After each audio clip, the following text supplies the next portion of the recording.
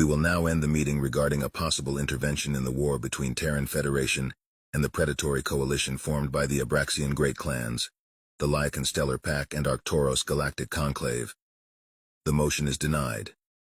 We will allow the Terran ambassador Damian Shore to hold a closing speech on this matter, as he requested.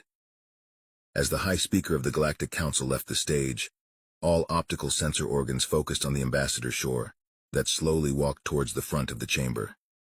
Even those unfamiliar with humans could see that he seemed tired, defeated, a dite that delighted the ambassadors belonging to the predatory coalition.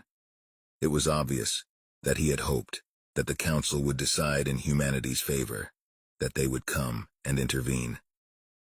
When he reached the speaker's podium, he visibly pulled himself together, straightened his back and spoke calmly, but determined. Dear members of the Intergalactic Council, I have witnessed your decision, and I must say that I am truly disappointed.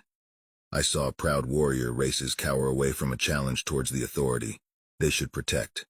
I saw pious races turn from the tenets their gods have decreed under threat.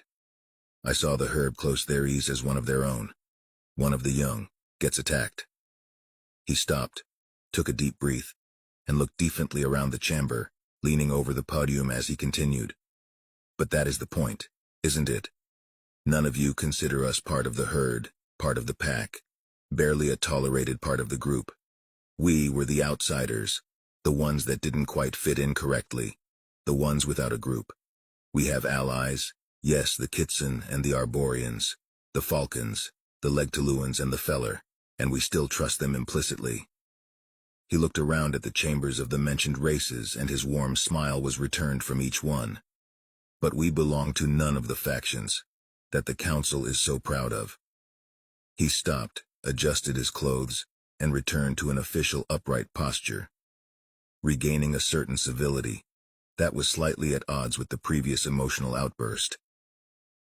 I wish to inform the Council of Humanity's hopes when joining the Union, as well 3 important facts that seem to have escaped the notice of every member of this council.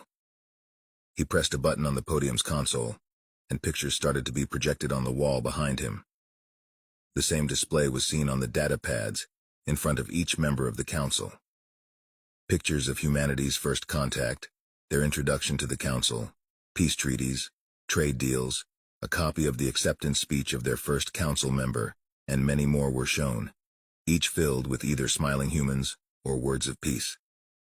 When we entered the Alliance, we saw members of different races discussed together, races descended from predators, and races descended from prey, coming together without fear and aim to find peaceful solutions for intergalactic problems.